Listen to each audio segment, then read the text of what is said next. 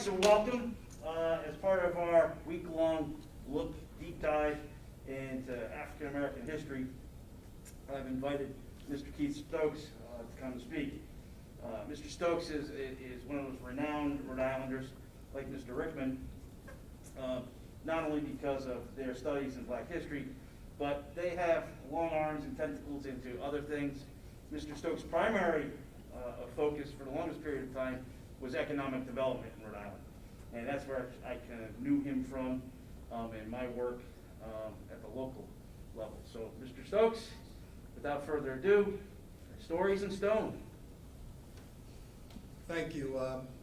Great social distancing, so I can take my mask off. This presentation, Stories in Stone, is something that we designed and developed on behalf of the Rhode Island Black Heritage Society and the National Trust for Historic Preservation several years ago. And I've had the opportunity to present this presentation in different formats across the African diaspora. I was in Ghana last year, Jamaica, Barbados, Curacao, Dominican Republic, and Bahamas. So I've had the ability to, working with a number of historical institutions, to very comprehensively retrace and document the experience of Africans and later African Americans in Rhode Island. So you're going to have access to this documentation through this particular story. I'm from Newport, Rhode Island. My kids are 9th generation Newporters, so we're part of the earliest families who are both African and on my grandmother's side, Sephardic Jewish. So we have an interesting history in Rhode Island where we weren't Protestant Christians. We were largely either enslaved Africans arriving in Newport in the 18th century or Sephardic Jews arriving from Spain and Portugal via the West Indies in Newport. But we still have a long and very close history. I've been doing black history interpretation as a researcher for a number of institutions for about 25 years. Today, I'm very, very proud to say that I'm working with the City of Providence, the Mayor of Loza. If you haven't seen, back in July, he had announced he'll be one of the first cities in America to develop a very comprehensive truth, reconciliation, and reparations policy plan. So he's asked me to put together a series of historical treatises, work with historical institutions, and provide the historical content. So you'll see bits and pieces of some of this content in this presentation. Right now, I'm working with 12 different historical institutions and archives, and we're collecting hundreds of thousands of different documents and reams of information that we're going to ultimately digitize someday and make available for virtual learning experiences in larger audiences. So a lot of work is going on. We're very excited about that. And you're going to see a piece of it through this presentation, through the burying ground in Newport. One of the things that we're very proud about is that Newport, like much of Rhode Island, is a very old state and a very old city. Newport also has the largest number of existing pre-colonial era historic structures in America. More than Charleston, Boston, Philadelphia, New York, it's Newport. We have close to 385. We also have some of the earliest burying grounds. And in fact, today what you'll learn is that we have America's largest and earliest existing African burying ground in Newport, what later became the name God's Little Acre.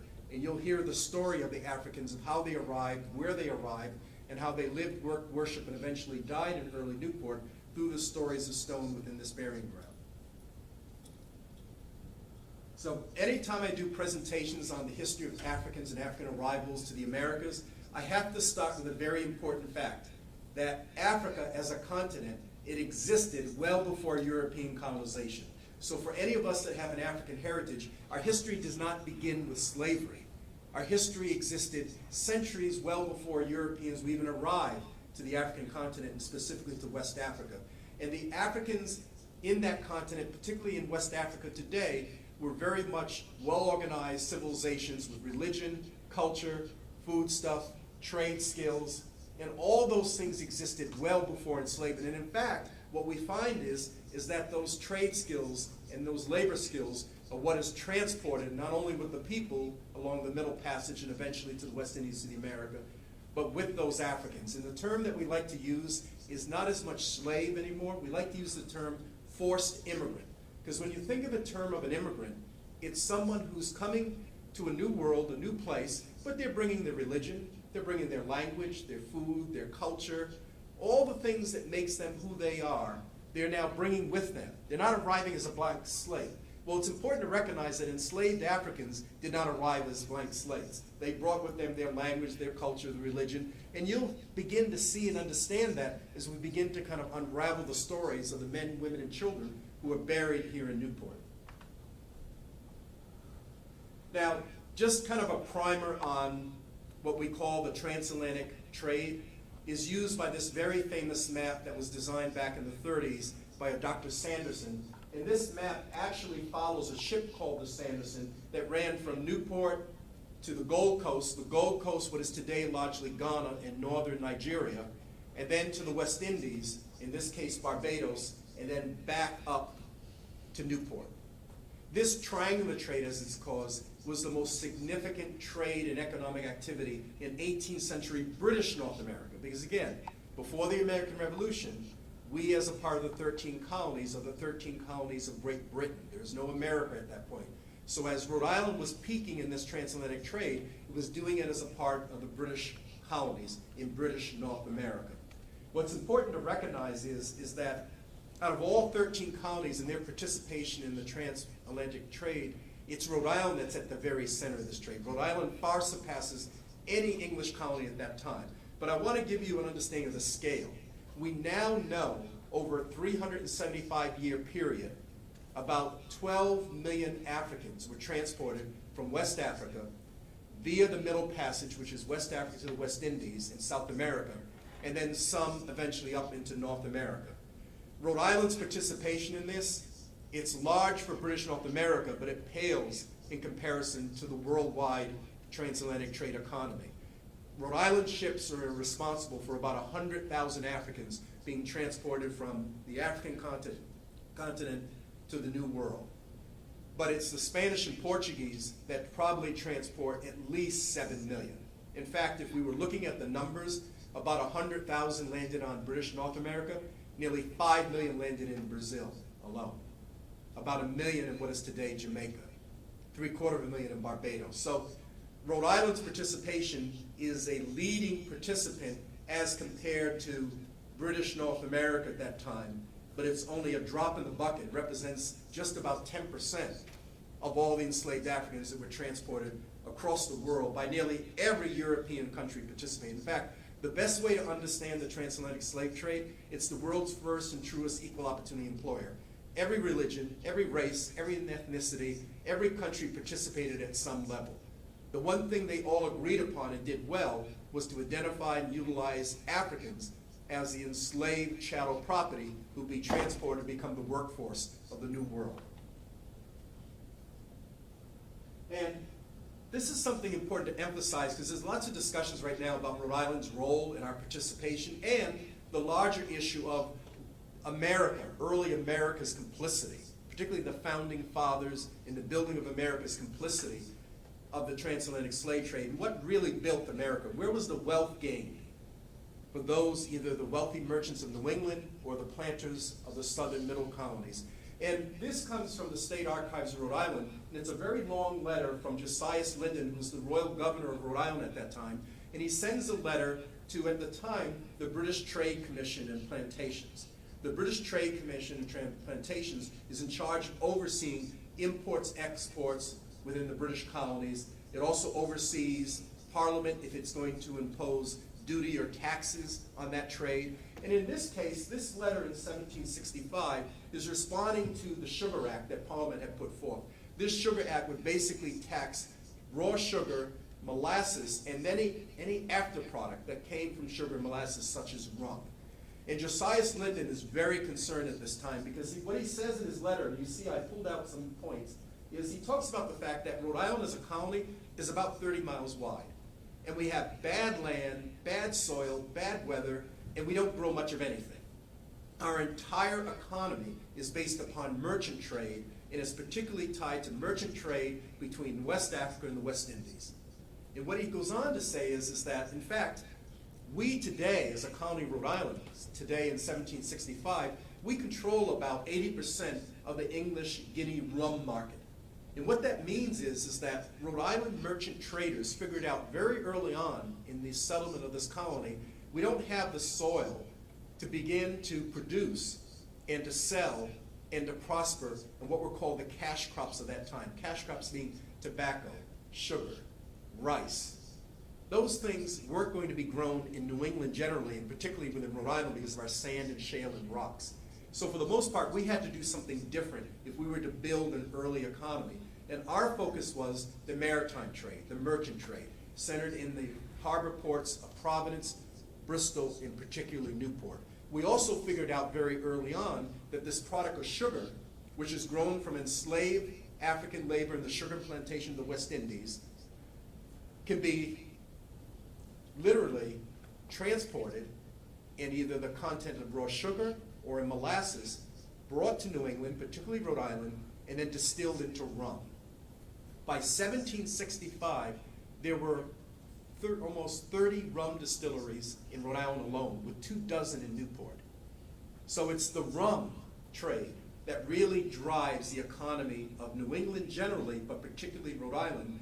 And it's the byproduct of rum, sugar and molasses, which is largely harvested and distilled and prepared by enslaved Africans in the West Indies. And in fact, if you remember back 2 slides ago, that Sanderson, it's landing in Barbados.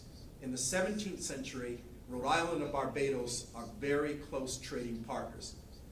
By the 18th century, it goes from Barbados to Jamaica. So between Barbados and Jamaica, this is where we're getting these raw products. The challenge is that Parliament now sees an opportunity to raise money, and this sugar tax, which they impose upon its English colonies, becomes a great financial burden and a disruption to this economic system.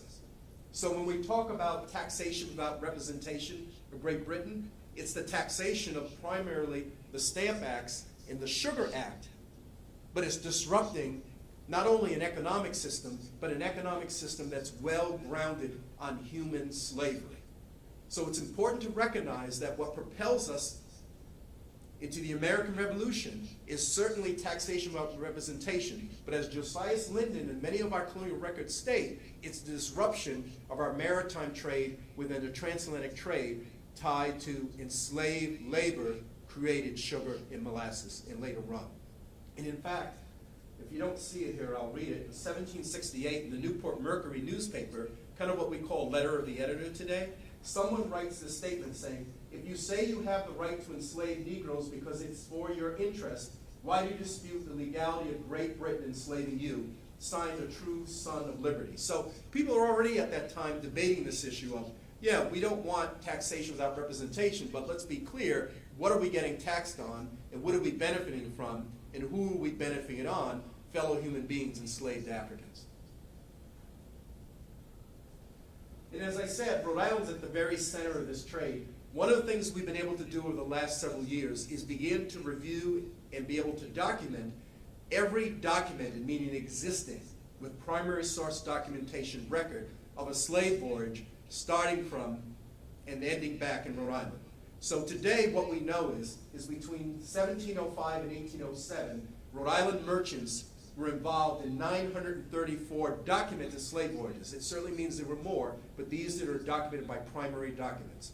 Out of those 934 voyages between that 100-year period, 672 ships came from Newport alone. That's about 73%. Newport dominates the trade. 167 from Bristol, 71 from Providence, 21 from Warren, and then 3 from Tiverton, North Kingston, Little Compton.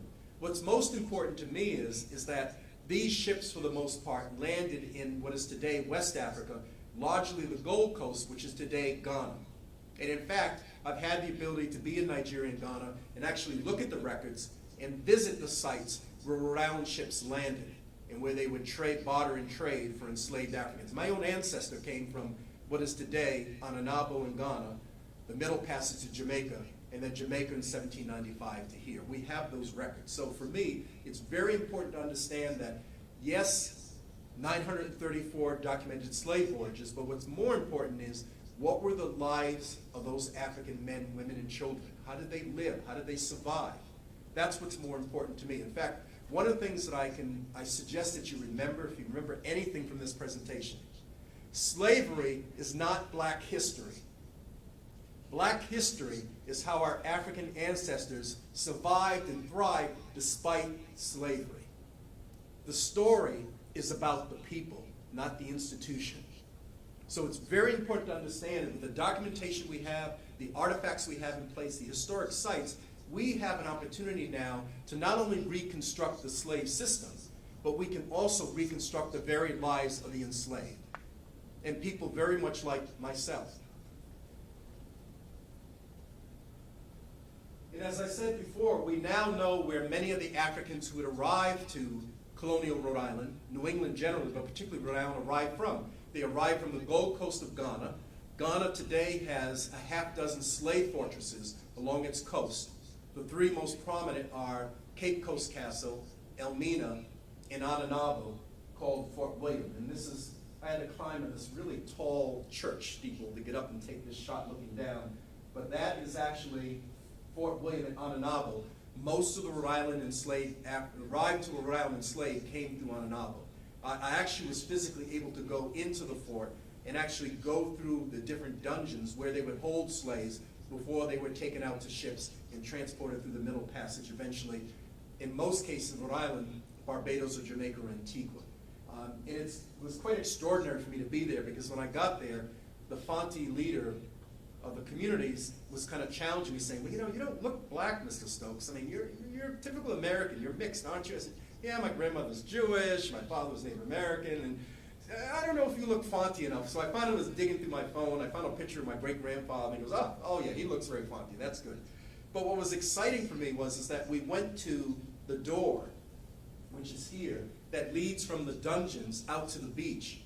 And then from the beach, canoemen take you out onto a ship, and then you're never to return. So today, those doors are called doors of no return. There's one at Cape Coast Castle, Elmina Castle. There's one at Fort William at Ananabo. When I got to the door, the chief and the family had a ceremony with me to say, for you, since you've come back, it's the door returned. And then we had a party. It was great. We just walked through the town and met everyone, and we just rejoiced. And no one was talking about the tragedy of the slave trade. We recognize it. But everyone was talking about the fact that I've come back, and me coming back physically is my ancestors reconnecting back to Africa. And I've had those same ceremonies when I'm going to Jamaica and other locations. So again, what's important here is that even though we have the documentation and information about the trade, there's so much cultural and heritage opportunities to reconnect with the people in each and every location across that diaspora, which is all centered back within Rhode Island. And as I pointed out earlier, the Africans that arrived here as forced immigrants didn't arrive as a blank slate. In many cases, they brought with them their skills and trade skills.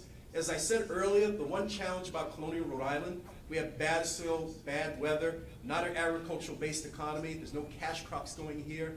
The plantations and farms that we see in what was called at the time Narragansett County, then later Washington County, today's South County, Tiverton and Portsmouth were very small, and they were more animal husbandry, a lot of sheep, a lot of cows, some corn, and there are enslaved Africans that are working on plantations in Rhode Island and farms, but the largest number of Africans that are working enslaved in Rhode Island are in the urban seaports, because that's where the economy is, it's where the business is. If I could take you to 1750, the population of Newport is about 11,000 souls. Nearly 20% are enslaved Africans. That is the highest percentage of enslaved to a free population of any American city except Charleston, South Carolina at that time. So it's important to recognize that as these Africans arrived, they brought trade skills, labor skills, and they were then placed in very specific communities based upon the skills and the work that was required. In New England's case, and particularly Rhode Island, if you're now living and working in a place like Bristol or Providence, and particularly Newport, these are seafaring communities. So they're not looking for farmers. They're not looking for laborers. You're not harvesting sugarcane or tobacco. You're working as a woman, as a seamstress in the same sail-loft. Men, they're involved in trade skills and anything that was required at that time. We see them as silversmiths, fine furniture makers, stonemasons, chocolate grinders, snuff makers, rum making. They're involved in every trade activity. And in fact, in the case of Newport, nearly every colonial building that stands includes enslaved and free African labor. And these are four of the most significant buildings in Newport: Turrell Synagogue, Old Colony House, Redwood Library, Brick Market, all included enslaved and free labor. But what's most important that I have to remind people, the African men, women, and some children that worked on these had trade skills, significant skills. They were artisans. This is not slave labor, this is skilled labor. And I want to be clear here, this is unique to New England based upon our economy and the workforce needs. If you were an enslaved African that landed in South Carolina or Georgia, you would not have been required to have trade skills because you would have been working on a rice plantation. If you were an enslaved African that landed, unfortunately, in the West Indies in a sugar plantation, you would not have had trade skills. But here, uniquely, because of the fact that we have a trade-based maritime economy, enslaved Africans have access to education and training, which would have been unheard of and unlawful in the American South or in the West Indies or South America. That doesn't make us any right or wrong. It just makes us adapting to the economic system that prevailed at that time. There's no such thing as history being in black and white. It's always shades of gray.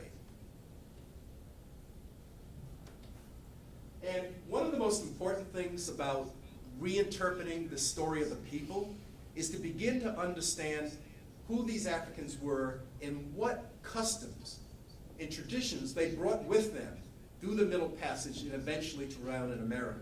One of the most important customs that exists today in the larger tribal communities are part of the Akan people. In subsets are Fanti and Ashanti. But the Akan people for centuries, and even to this day, the day of the week that you're born, or the birth order that you're born, you're given a day name. So if you're a boy born on Sunday, it's Quash. Now that's how we phonetically, or how we anglicize the term Quasi.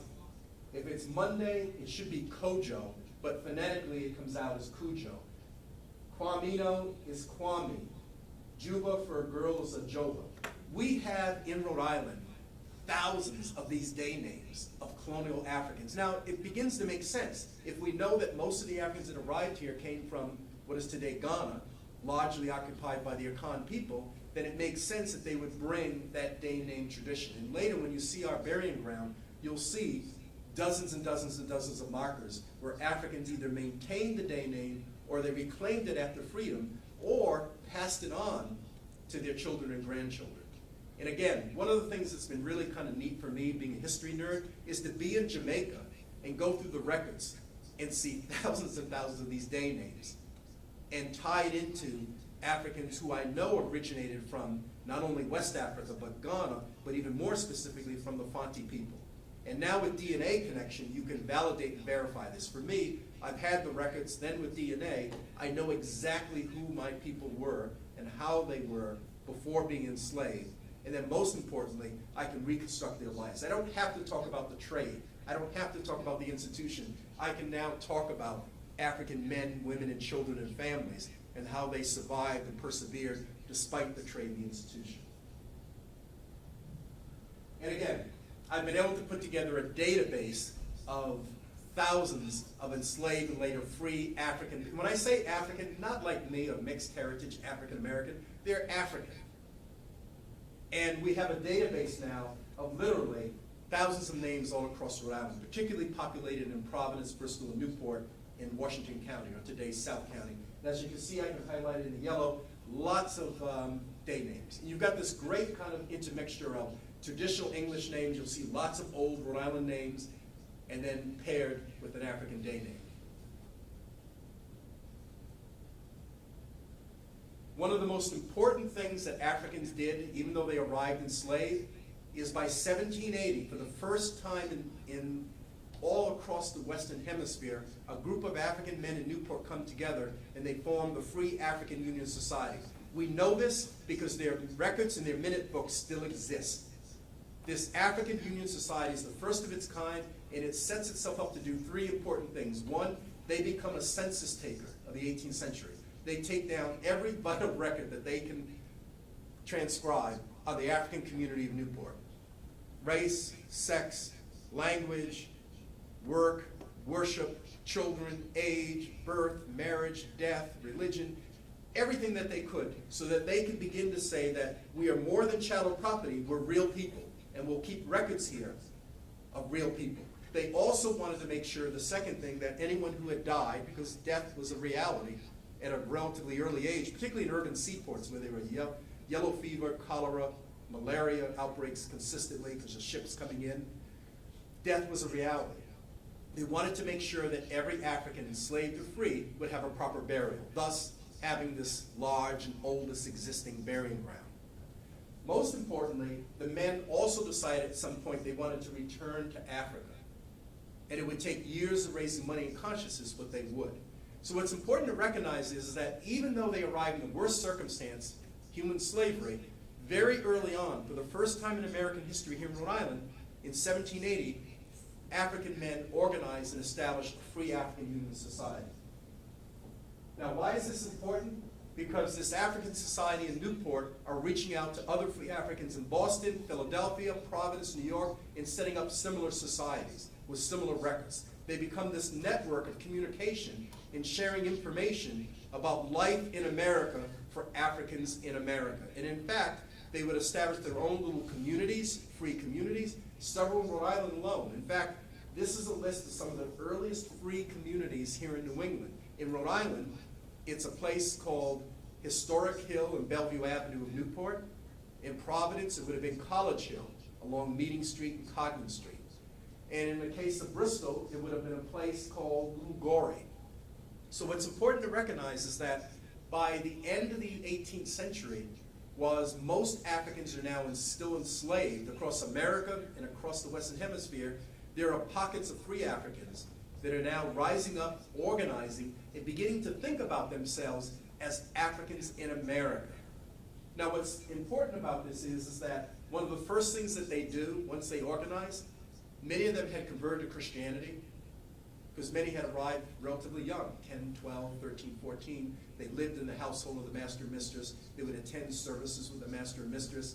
So in Newport's case, the earliest slave traders were Quakers, then later Sephardic Jews who arrived. And if you happened to be in a Sephardic Jewish household, you took on that identity. If you're in a Quaker household, you take a Quaker identity. Baptist, Baptist, Anglican, Anglican. So for most of these Africans, as they now have this free society, they also want to begin to start their own worship, their own free place of worship for African people. And in fact, the African Union Society would establish some of the earliest free black churches in America. In Philadelphia, they would establish the African Episcopal Church of St. Thomas, the African AME Church of Mother Bethel. In Providence, it's the Cogman Street Baptist Church, which still exists today. In Newport, it's a Union Congregational Church. Every single one of these first free black churches all evolved from these African Union Societies, which evolved from the first, the Mother Society at Newport in 1780. These African societies, as I said, were also very involved in overseeing proper burials. They would pay for your marker, and they'd pay for your service.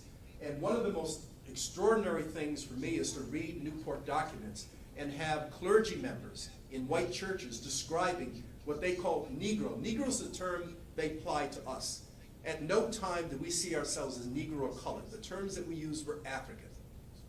That's how we saw ourselves. In fact, with everything that we name, our African school, our African society, our African church, Negro is what was put on us. That is not how we see ourselves. But in this interpretation from Reverend Ezra Stiles, he talks about a Negro burial in 1770, and he says that there's a procession of 200 men and 130 women marching from the center of town out to the burying ground. It's extraordinary, and the church bells are ringing.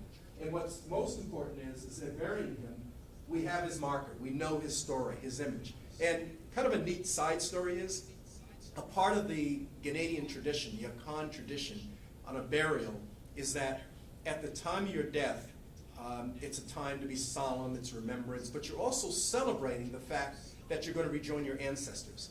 So there's a tradition, even to this day, that the coffins can be really decked out, and after the burial, there's a celebration, and there's singing and music and such, and all of the things that you cared about in life you have. So I was at one in Ghana, and he just loved Michael Jordan, and he had everything MJ. I mean, he had Chicago Bulls logos, basketballs, T-shirts, you know, and I'm sitting there saying, wow, this is a funeral. But the point was, we're celebrating his life.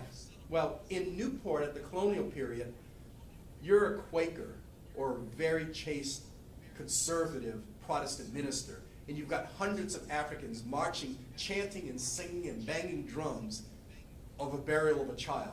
That just runs counter to your belief in burials and funerals, which should be solemn and quiet. You have a wake. You sit and watch for days. You know, you wear black. The Africans are wearing red and festive colors. So this is a case where, following that Akan tradition, you're recognizing that, yes, you've lost a dear loved one, but you're also celebrating that he or she is now rejoining the ancestors in eternity. We see aspects of that tradition all across the Western Hemisphere where Africans were enslaved. In fact, if you go to New Orleans, what is the African-American funeral custom? It's the jazz band. If we're in Bahamas, it's called Junkanoo. In Brazil, these are all aspects of maintaining and retaining your African customs and brought to the New World. And we see it here in Newport through our burying ground. So I hope I spent 20 minutes giving you an understanding of how Africans arrived, where they arrived, and the unique aspects of their lives despite being enslaved, and which would later set the stage for an African Union society who would in turn raise money and consciousness to provide proper burials. I can't tell you how important this is, because where most other Africans are enslaved, even up into the early antebellum 19th century, you were placed in segregated areas and less than desirable areas. You probably have enough money to do a wooden marker, which would dissipate within a few years. But here in Newport, these Africans are organized early. They're paying for their markers to be built. So that's one of the reasons why we have this existing historic site, because of the combination of the Africans and their own ability to raise money and consciousness to ensure their proper burial, and the fact that it's not a segregated cemetery. It's a section of the city's common burying ground. Newport's common burying ground is one of the oldest common burying grounds in America, dating back to 1640. Early Newport settler John Clark. John Clark is the man who actually negotiated and brought back the July 2nd, 1663 charter to Rhode Island to establish the colony. Dr. Clark was a fervent believer in separation of church and state, but he also believed that all men and women, regardless of race, ethnicity, sex, were equal under a single God. He also believed that at the time of death, we shouldn't segregate ourselves. We should all be together under one God, under Christ as a Christian. So in this belief, he deeded 5 acres of land in the northern part of Newport for a common burying ground, meaning anyone could be buried here. At that time, you would normally, if you had the luxury of having a burial and a marker, you would have been buried as a part of your church or place of worship. Or if you were an elite family, you had your own private area. But here in Newport, in Rhode Island, this sense of religious liberty and freedom and choice, it's John Clark that establishes this common burying ground. And by 1705, sections are set aside for Africans to be buried. So today, we recognize the section of the common burying ground, about 2.5 acres, as a section that the African American community by the 1860s, during the Civil War era, began to call God's Little Acre. And as I said before, God's Little Acre today is the oldest existing African and later African American burying ground in America.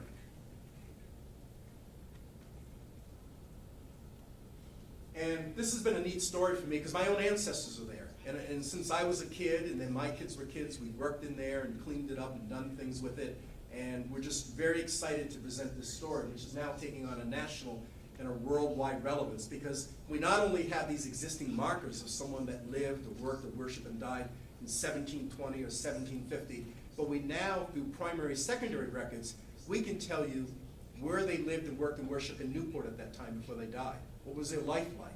And we can take some all the way back to Jamaica, Barbados, and even Ghana in some cases. No one has that level of historical artifacts and sites connected to primary, secondary records that we have here in Rhode Island. We are blessed in Rhode Island because we have some of the deepest and richest and diverse collections of early America, right here within this state. And as I said, just some of the markers that you'll see. Cujo Lopez, Cujo, should be Kojo, a day name. Cujo Lopez is a chocolate grinder in the Aaron Lopez household. Aaron Lopez is a Sephardic Jewish merchant, originally from Portugal, then comes to Newport, later becomes what we call the merchant prince, one of the most wealthiest and active traders in transatlantic trade. And he also introduces with his father-in-law, along with John Brown in Providence, the chocolate making process. And at that time, to make chocolate, you took the cocoa beans from South America. We have the ship logs and records. And it's brought in with sugar, and then it's grounded. It's literally, there's no machinery then. You're grinding it and grinding it. And then you're adding water slowly and grinding it. Then you're curing it. And then you're bringing it back and grinding it, and then curing it. And then it goes out as chocolate. Very bitter chocolate. It doesn't have the taste that we would know today. There are 3 chocolate grinding houses in Newport, 2 in Providence with the Brown family. And literally, they are cornering this early chocolate market in colonial America coming out of Rhode Island. Most of the chocolate grinders or makers are enslaved Africans. And we know this because we have the records of how much chocolate they're grinding and then transporting and selling into markets. So what's important here is as we begin to look at these markers and the names of the men, the women, the children who are here, we're also able to reinterpret their very lives. And again, as I said earlier, and I'll say on a consistent basis, it's the life of a person that's so much more important in history than the institution or the circumstance that they might have been associated with. It's the life of the person. And again, you'll see some of the markers here. They'll have very descriptive information from it. This sent away of Pompey Brenton, I don't know if you can see, but if you look very carefully, under Christian religion at that time of death, your marker would have at the top a cherub or a soul effigy or a death head. And this normally was a representation of an angel, meaning life everlasting or rising up from death to live through Christ and God everlasting. So this cherub was a very important image in markers. Well, one of the things that Africans did, they would pay for their markers. So they wanted to know exactly what was on there. They wanted the right information. But more importantly, in some cases, those soul effigies take on African features. And this one of Pompey Brenton, who's a clerk in the Brenton household, Governor William Brenton, Jehiel Brenton, as you can look very carefully, he's a prominent African in Newport. And if you look at his death head or cherub, you notice it looks a little bit more like me and less like George or Martha Washington.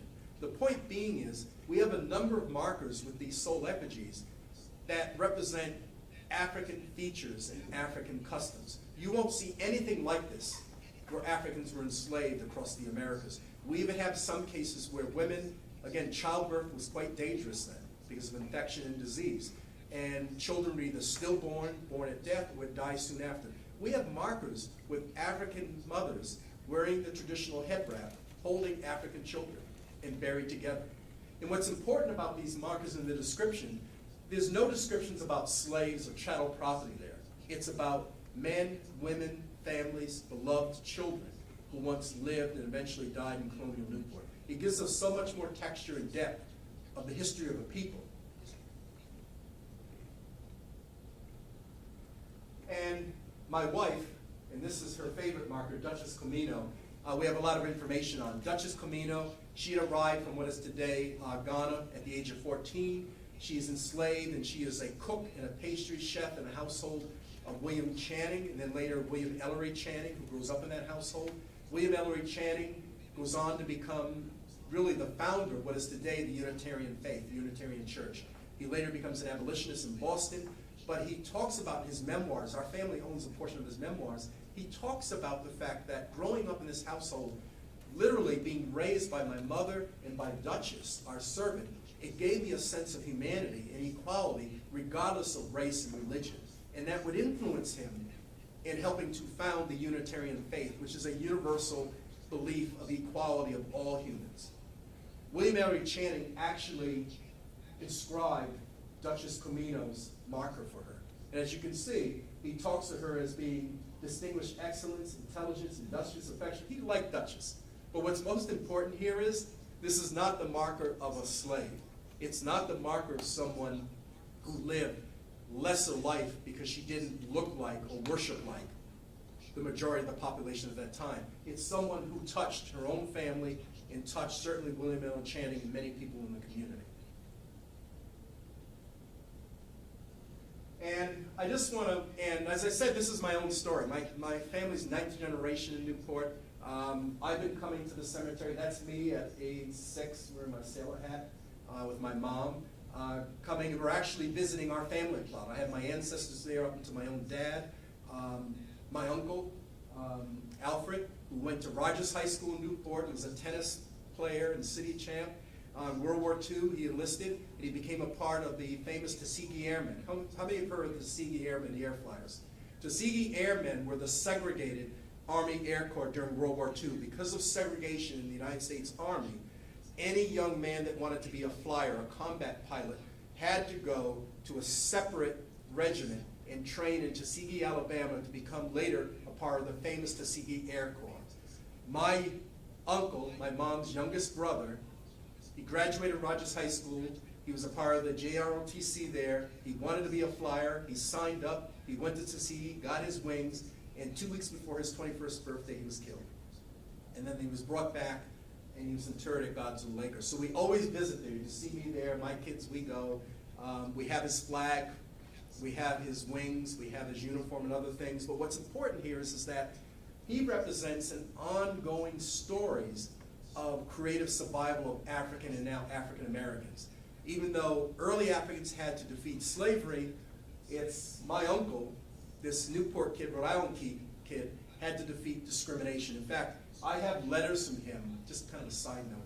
He's sending letters when he goes to the American South for the first time. He grew up in Newport at Rogers High School in 1944.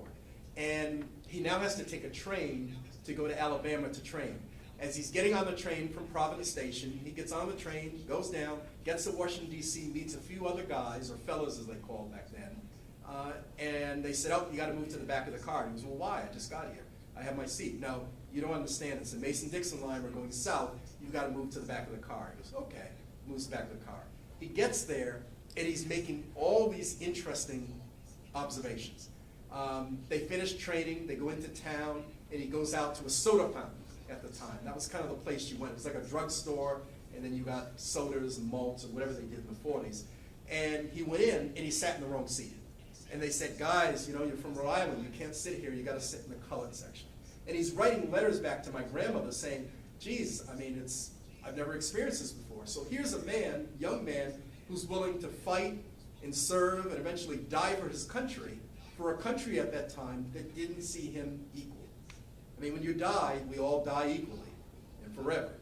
But at least in 1944, for my uncle, who was buried in Godzilla Lake, he had to overcome the prevailing discrimination to properly serve his country. And my youngest daughter followed his footsteps and was a Citadel officer and an officer in the Army, and she kind of looks like her great uncle. So it's always kind of neat to see different family members following those footsteps. So what I'm going to do now, in the end, is hopefully this works, is do a 2-minute video of the markers in Godzilla Lake to give you a sense of some of the markers there. About a third of the burial markers are children. Because, as I said earlier, children, seniors are most susceptible to disease and would die frequently. So you're actually going to see actual markers of children buried at Godzilla Lake. But what we're going to do, which is a little bit different, is because I hope you got out of this presentation the passion I have of interpreting the story of the people. So what we're going to do with these markers are, as you see this marker of this colonial African boy or girl, or sometimes family members dying, we're going to also show you images of exactly what an African boy or girl who's Ashanti or Fanti or from Ghana today would look like at that age. So that hopefully it gives you a sense of the humanity of the people of that time and how we should recognize and most importantly celebrate their lives and deaths to this day as a part of the historical interpretation. So let's see if this works. You're broken down and tired of living life go around, and you can't find a fighter, but I see it in you, so we gon' walk it out. Move mountain, we gon' walk it out and move mountain.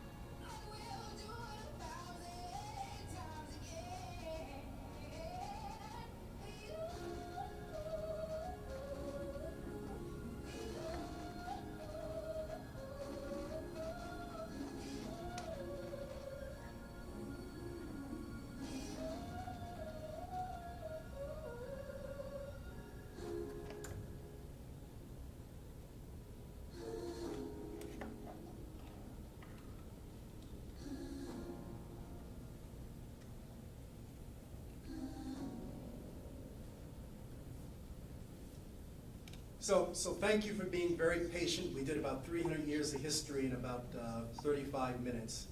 Again, I look forward to providing additional information to you. I've been very pleased to work with so many different historical institutions across the diaspora.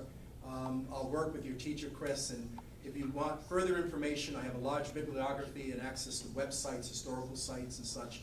So would be willing to share that with you. So again, thank you for being patient around this. I'll try to answer, I don't know how much time we have, but I'll try to answer any questions that you might have with this. So thank you for being very attentive.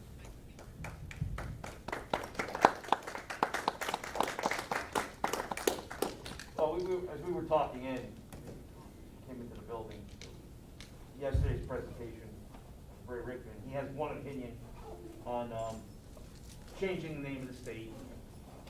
We talk about your opinion because it's different, and I think it's helpful for us to know that in the African American community there are these different opinions. But I've been involved in the plantation debate issue for 20 years in the state. My general sense is that I don't quite think changing the name changes the history. And I'm concerned that once we begin to reinterpret history in the 21st century, what options do we leave the future for their right to interpret history at that time? As a scholar of African heritage and history who's looked at these records, and I have access to most of the records, I hopefully what you learn here today, the slave trade and slave system in Colonial Rhode Island was not a plantation base, it's an urban seaport base. And the men, the women, and families who built wealth and participation in the trade were across industries and across all urban sectors of this community. So to isolate one word or one location or one person to a system that was complicit worldwide, it's a false narrative, it's a false history.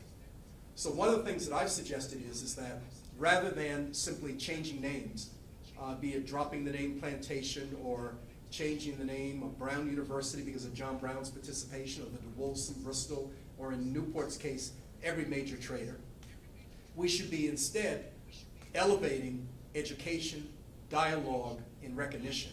And my whole life and purpose is recognition.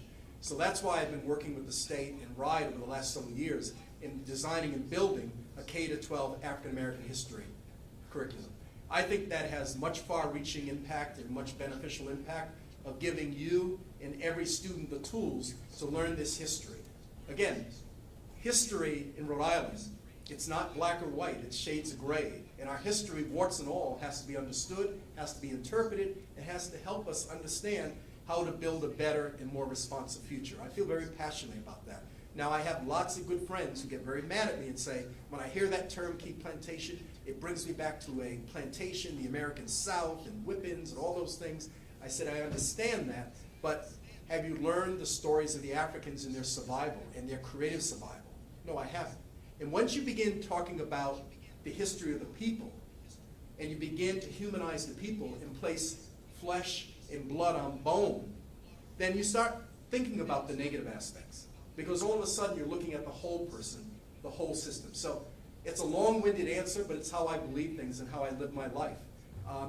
I have in my household, as I've said, I'm a direct descendant of some of the earliest slaves that arrived in America. I actually own artifacts to that family system. I've grown up with them. My kids have grown up with them.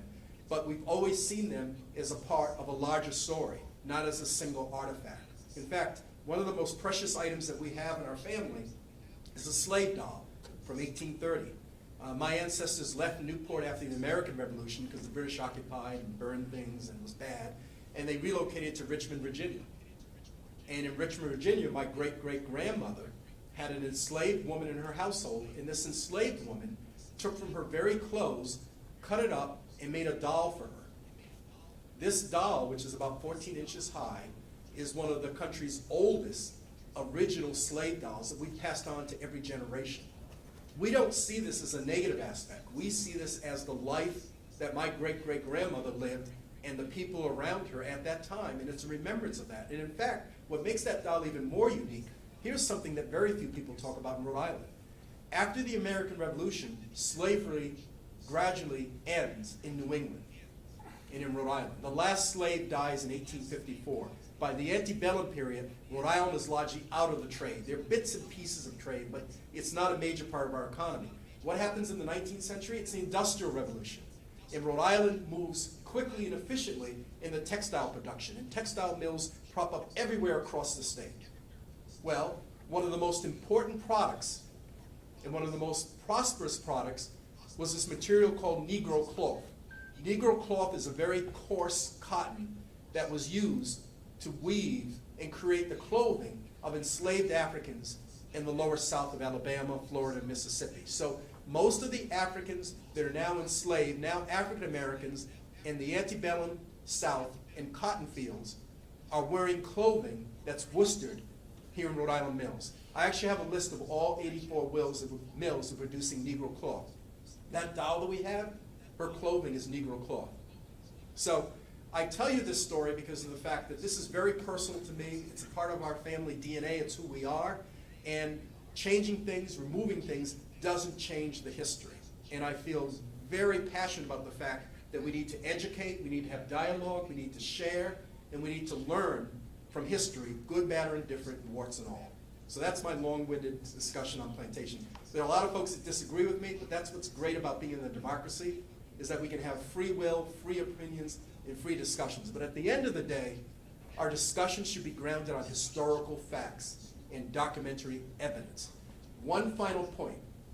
Right now, I'm working with the City of Providence in designing their reparations plan. I'm looking at every document and every record that's connected to the lies and particularly the oppression of indigenous and African heritage people in Providence. Several people have asked me, can you please document every street sign and every building associated with someone who owned a slave or traded in slaves? And I kind of laughed and said, well, that's everything. And if you came to Newport, that's every street sign.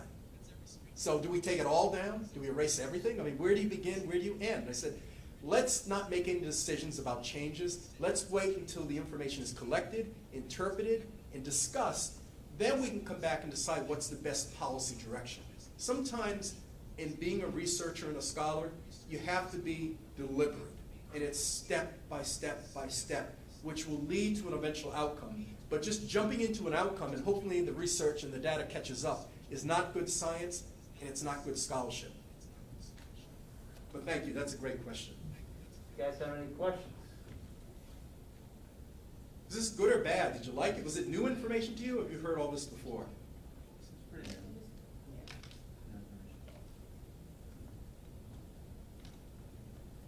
What do you think about reparations? I always ask students this now. It's the R word, as it's called. Should African Americans today receive some type of cash, capital investment benefit simply because they had ancestors who were enslaved, in many cases 5-6 generations before?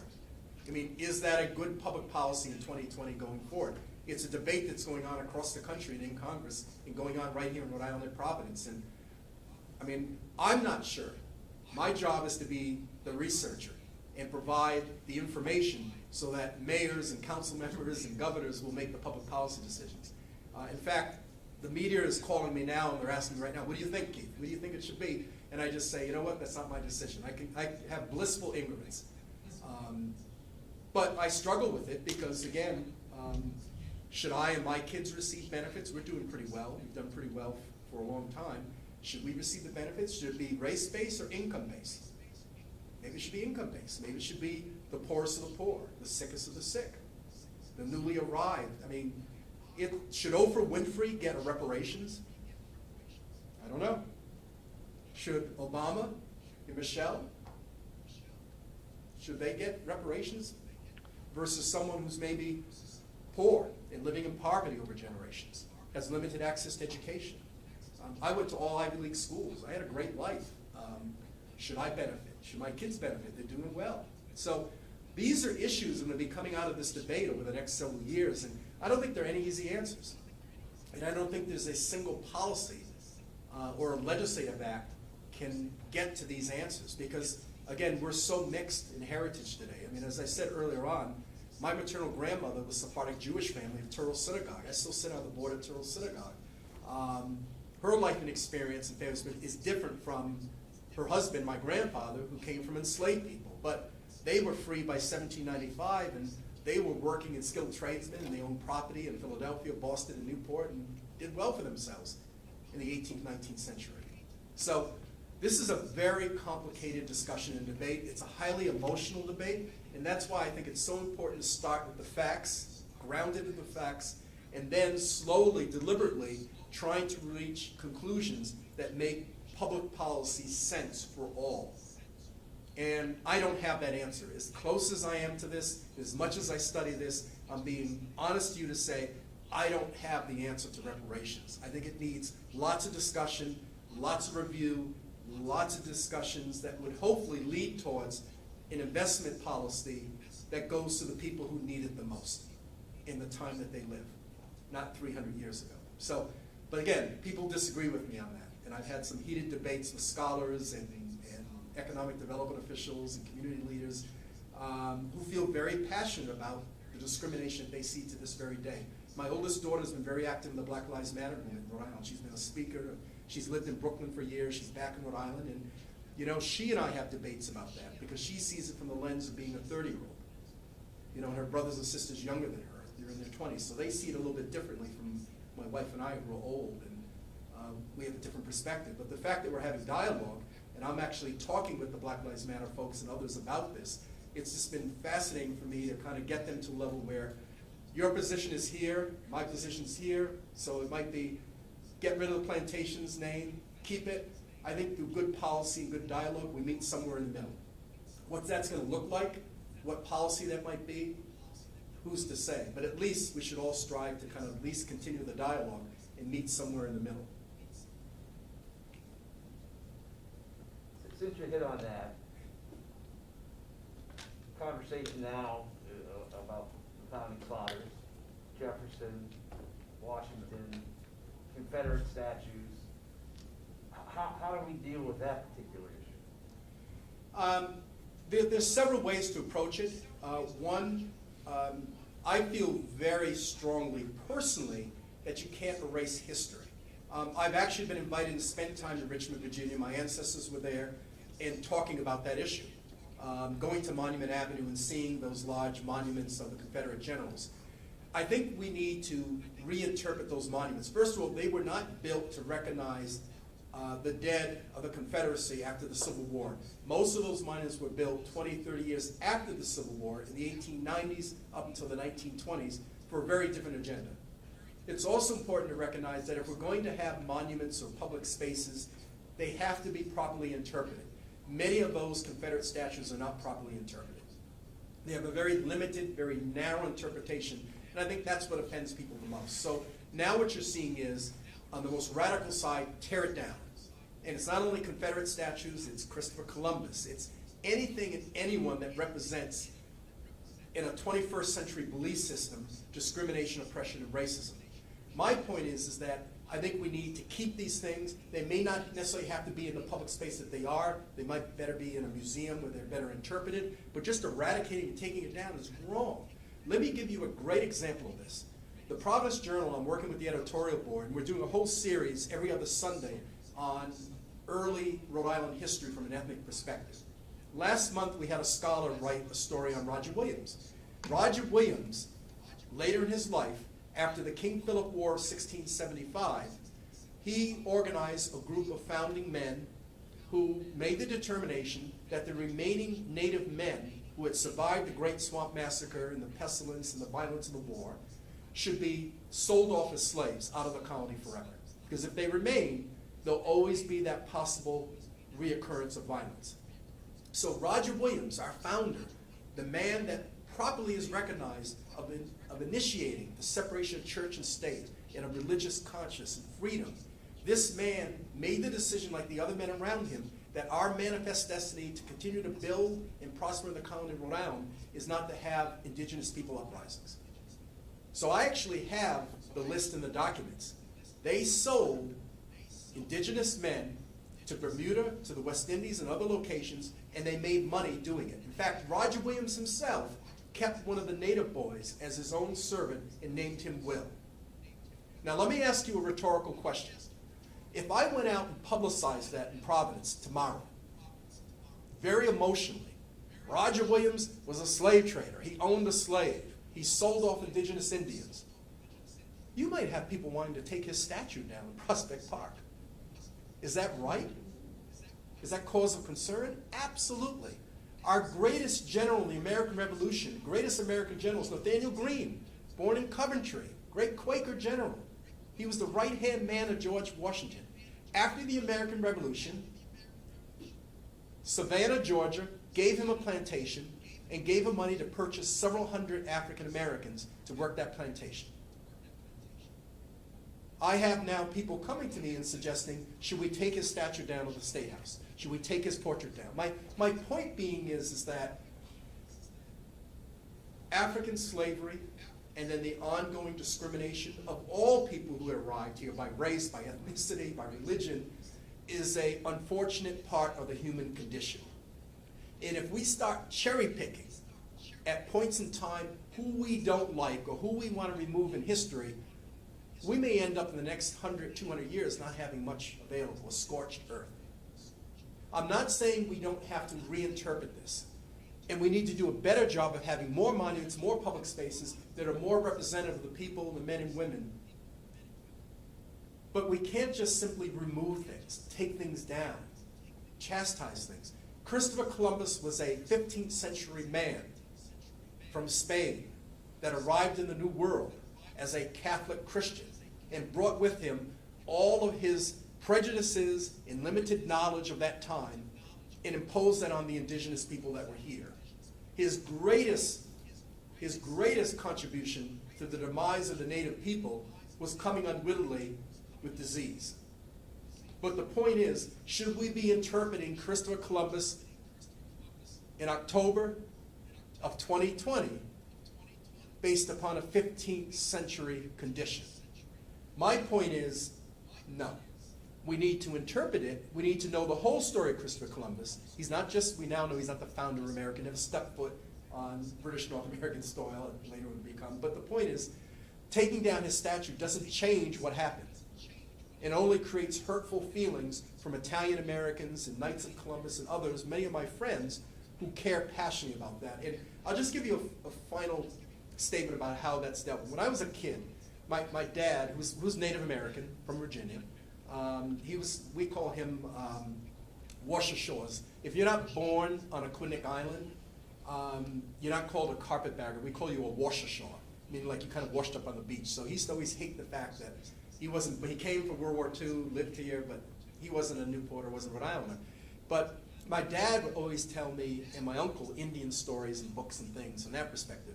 Well, in Newport on Memorial Boulevard, on Bellevue Avenue, our famous Bellevue Avenue, the Knights of Columbus erected a Christopher Columbus statue. And it's been there since 1954. And we would drive by it when I was a kid. And I would say, oh, Dad, who's that? And my dad was a bowler. He used to love bowling. So the statue has Christopher Columbus holding the world, and he's standing there. And my dad says, oh, he invented bowling. Now, why was my dad doing that? Later I'd ask him, why'd you say that? You know, I'm 7 years old. He said, because that statue is important for those who put it up, but it's not a part of your history, and we'll be telling you your history, your native history, your African history. We'll be doing that with you. So the point is that he didn't say, oh, that's Christopher Columbus. He brutalized indigenous people. He was awful. He was a slave owner, a traitor. He ushered in slavery to the New World. No, my parents didn't get into that. They just simply said, this is who it is. It's not as relevant to you, but let us tell you your history. But you should respect all history. And I've been able to be blessed to grow up in an environment where I respect all histories and heritage, particularly living in Rhode Island, because I think this is a very neat place. I'll be doing a video program next month on the history of Slatersville and the Slater Mill, and working with a videographer for that. So I'll be spending a lot of time in Smithfield, North Smithfield, that area, Pawtucket, that area there. That's interesting to me. That's important to me, because now you have immigrants arriving and their experience of living in mill houses, in limited incomes, and limited experiences, but eventually being able to prosper through education and through labor and trade. That's a great story, and that's a Rhode Island story. So again, I just want to impart with you is that make up your own mind based upon your own decisions and your own beliefs, but use common sense, research, reinterpret, and make it the most educated decision that you can possibly make. That's all that I ask people to do. If the people of Rhode Island decide to take the plantation name, so be it. But my point is that what's most fulfilling is having a K-12 African-American history curriculum so that all Rhode Islanders, starting in kindergarten forward, will have access to this information, access to this history, and hopefully make the right decisions when it comes down to taking names or changing statues or doing whatever we do in the course of human life. So again, thank you guys and gals. I really appreciate it. I'll make sure I leave lots of links to websites and information, and I'll leave my email. So if you want to reach out, I do respond. I'll try to reach out and answer any questions you might have. So, but again, thank you for being so patient. Thank you.